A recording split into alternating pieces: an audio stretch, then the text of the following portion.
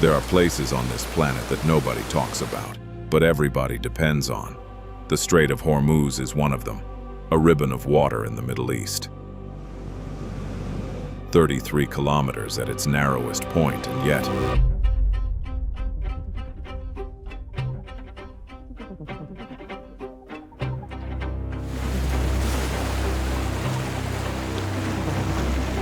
21% of the world's energy passes through it, every day, without interruption, for decades.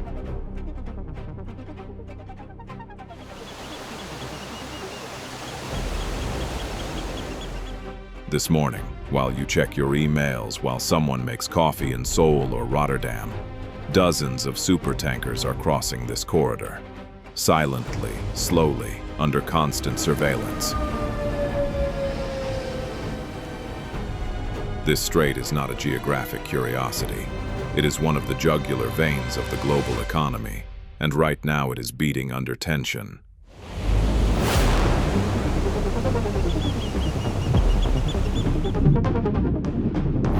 We went to sea. The first thing that surprises you when you look at the maritime charts of the strait is how narrow the official corridor is.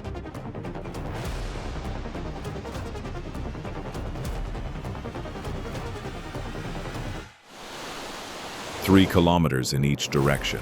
That is it. In this zone, vessels move in one direction only, like a two-lane highway suspended above the void. Inbound on one side, outbound on the other. No room to deviate. We all remember that container ship that blocked the Suez Canal in 2021. The world held its breath for 6 days. Here, the corridor is even narrower. And what moves through it is even more critical. When a supertanker navigates these 3 kilometers, it is not piloting a ship. It is piloting an economic decision. One wrong move, one mechanical failure, one misread radio signal, and industries on the other side of the world start calculating their reserves. On March 12, 2026, Washington announced an emergency release of 50 million barrels from the U.S. strategic reserves. Not because of a declared war, not because of a natural disaster, because of what was happening in this 33-kilometer corridor. Iran had triggered what experts call a selective closure. No total shutdown, too visible, too risky. But systematic inspections of vessels from certain countries. Delays, detours, enough to make markets tremble.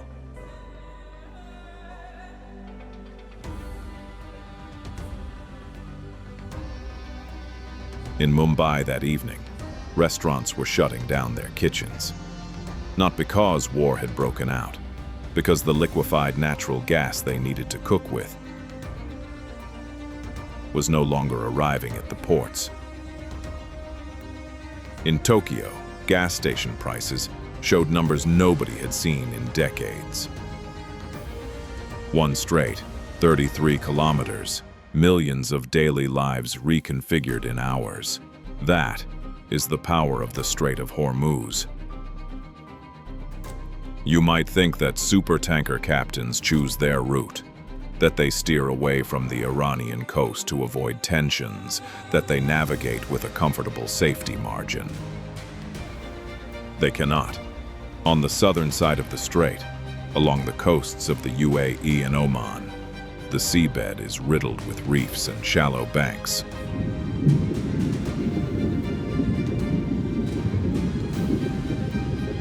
A fully loaded supertanker sits 25 meters below the surface. It physically cannot pass on that side.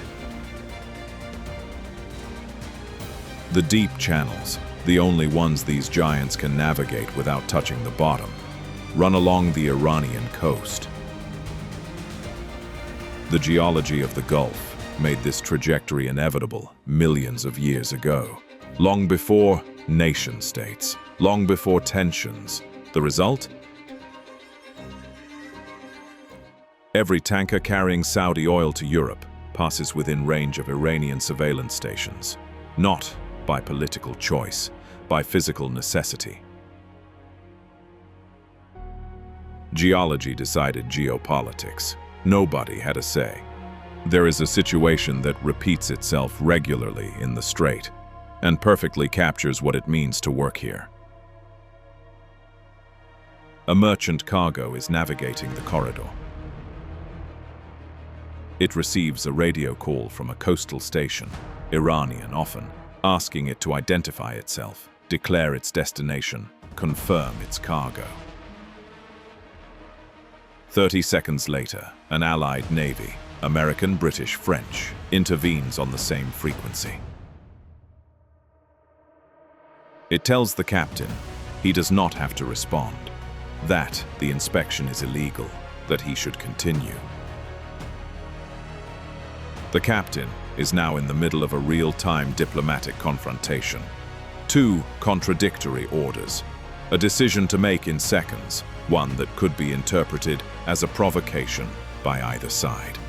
Maritime insurers have raised their premiums for this zone so high that some shipping companies are refusing to send their vessels here, not because a bomb has exploded, because the simple possibility of ending up in that radio conversation has become too expensive. 8 kilometers off the Iranian coast, there is an island that nobody mentions in the news bulletins, Hormuz. Its beach is blood red, not metaphorically, literally.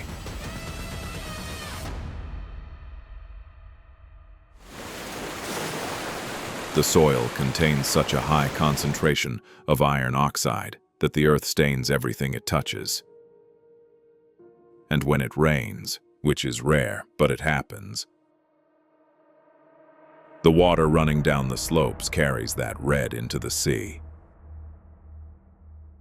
The waves turn crimson, the sea bleeds.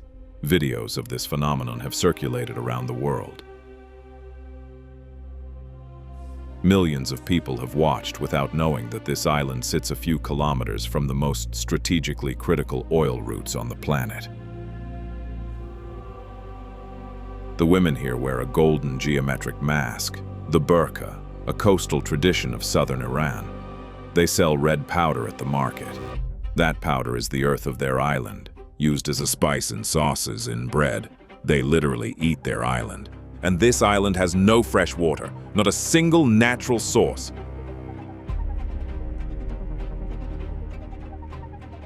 Every drop is brought in by boat from the mainland. The island that eats its own earth and drinks the water of others. 2 kilometers from the oil tankers. In 1507, Afonso de Albuquerque landed on Hormuz with a Portuguese fleet. The objective was simple: control the passage between the Indian Ocean and the Persian Gulf, and therefore the spice trade between Asia and Europe. He built a massive fortress, thick walls, watchtowers, a symbol of colonial power. The fort is still there today, but something has happened to it over 5 centuries. Its stones have taken on the color of the island. The iron oxide has slowly infiltrated the walls, the ramparts, the towers.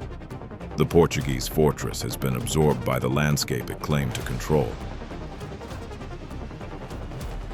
Today, from the sea, you have to look carefully to see where the fort ends and the island begins. The Portuguese held for a century. The Persians expelled them in 1622. The British arrived, the Dutch too, and after them, others still. The island absorbed each one in its own way. Rock has more memory than empires.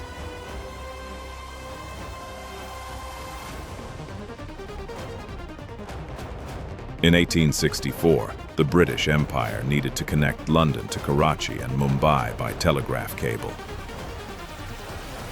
The signal had to cross the Indian Ocean, and a relay station was needed somewhere in the strait. They chose a tiny rock in the Elphinstone Inlet, in the Musandam Peninsula. A rock barely large enough to hold a few buildings. Limestone walls rising on all sides, no shade. Heat regularly exceeding 48 degrees in summer. The British operators sent here to relay the Empire's messages had nowhere to go. No nearby town, no regular boat. Just that rock, that heat, and the monotonous sound of the telegraph. Many lost their minds. The English expression "going round the bend," meaning to go crazy, comes from the long boat journey that wound around the bend of the Musandam Peninsula to reach this isolated post, a phrase still used today, around the world, by people who have no idea it was born in this strait. The Musandam Peninsula is one of the most spectacular geographies of the strait. Limestone cliffs that plunge directly into emerald water. No roads, no land access. The only way in is by traditional dhow that glides silently between these vertical walls. These are the Arabian fjords. But what is truly extraordinary is at the summit, Jebel Harim, the highest mountain of the peninsula, at 2,000 meters. If you look at the flat stones on the ridges, you see something impossible. Fossil shells, imprints of small fish, coral traces, embedded in limestone 2,000 meters above the sea. This summit was once a seabed. Tectonic plates lifted the bottom of the ocean into the sky over millions of years. These shells existed before the first mountain, before the first tree, before the first land creature. And now from that same summit, you can see oil tankers moving through the strait below. The most ancient geology on Earth watching the most urgent modernity pass by. The name Jebel Harim translates as the Mountain of Women. This is not poetic metaphor, it is historical description. For centuries, when pirates and invaders attacked the coastal villages of the strait,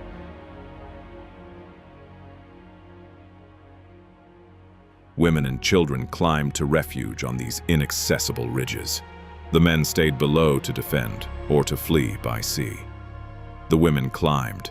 The near-vertical limestone cliffs of Musandam served as a natural fortress for generations. No doors to break down, no walls to scale, just rock.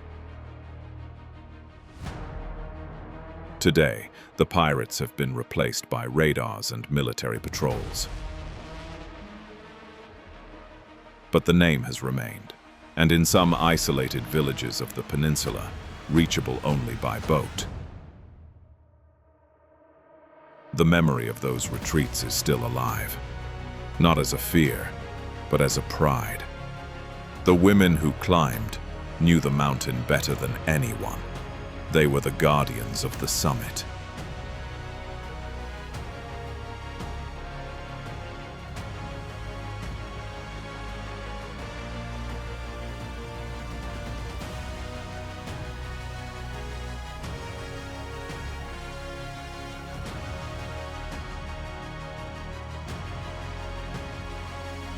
The city of Loft on Keshem Island has a problem that today's architects have not yet solved.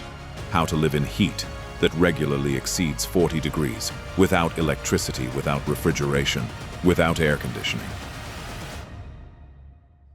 The inhabitants found the solution about 1,000 years ago.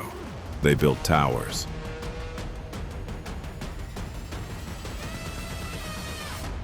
Tall, square stone chimneys rising above the rooftops, open on all four sides. These towers catch the slightest breeze at height, where the air is still moving.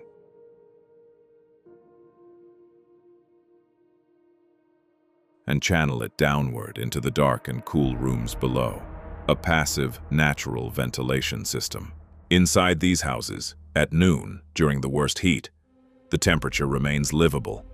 Not cool in the modern sense, but survivable for 1,000 years, without a single watt of electricity. Contemporary engineers working on sustainable buildings have been studying these towers for decades. They have not yet done better.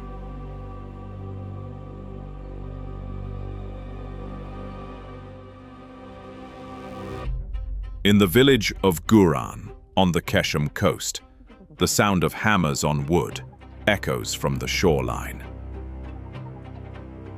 This is where they build the Leng, those large traditional wooden boats that have connected this coast to India and East Africa for centuries.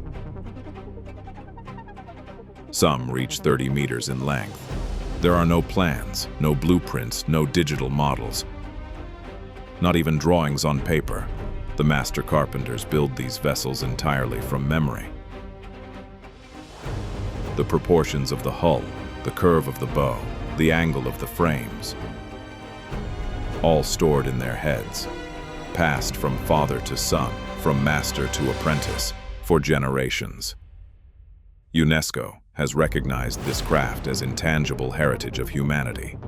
These boats sail, they cross oceans, they withstand storms. A human memory has produced something that naval design software would probably not improve. Memory sometimes is more reliable than a hard drive.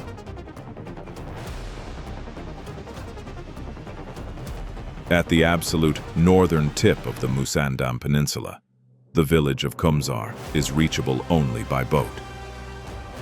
The limestone cliffs close in behind the small harbor like brackets. No road, no land access. The people of Kumzar speak a language found nowhere else on Earth, Kumzari.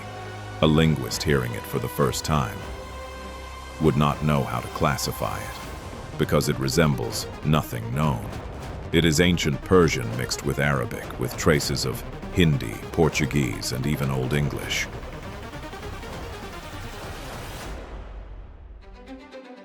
Every civilization that has passed through the strait over 2,000 years has left a few words in this language.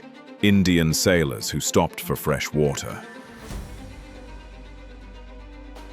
Portuguese traders buying provisions. British officers supervising the telegraph cables.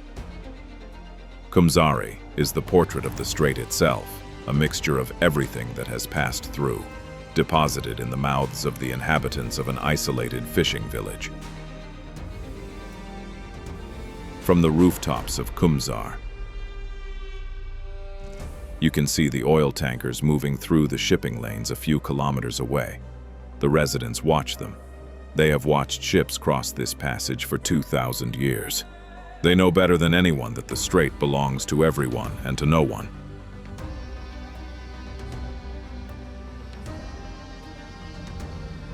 Kish Island is what Iran has wanted to show the world for decades. A free trade zone, air-conditioned shopping malls, luxury resorts, white sand beaches. They call it the Dubai of Iran. What the tourist brochures mention less is the strategic position of Kish. The island sits directly on the shipping lanes of the strait. Every tanker entering or leaving the Persian Gulf passes within visual range of its shores. The Kish airport can handle heavy military hardware. So can the deep water port. And behind the five-star hotels, discreet surveillance installations monitor maritime traffic around the clock. There is something almost surreal about this coexistence. Iranian tourists jet skiing in the shallow water. 300-meter oil tankers gliding slowly on the horizon.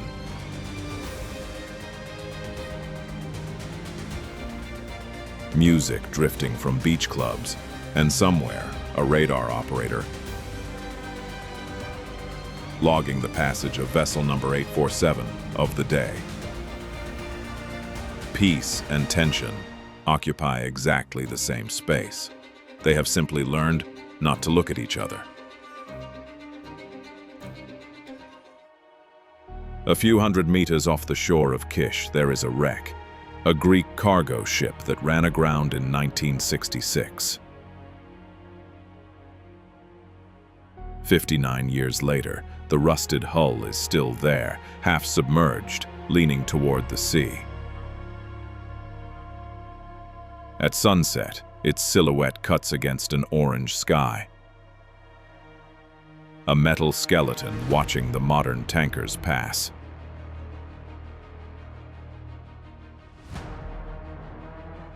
It is an involuntary monument, a quiet reminder of what happens when something jams in this corridor. The Strait of Hormuz existed long before the first civilization that tried to control it.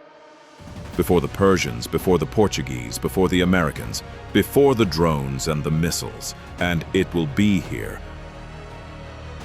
long after the last of those powers has been forgotten. What this strait teaches, if you take the time to truly look at it, is that geography is patient.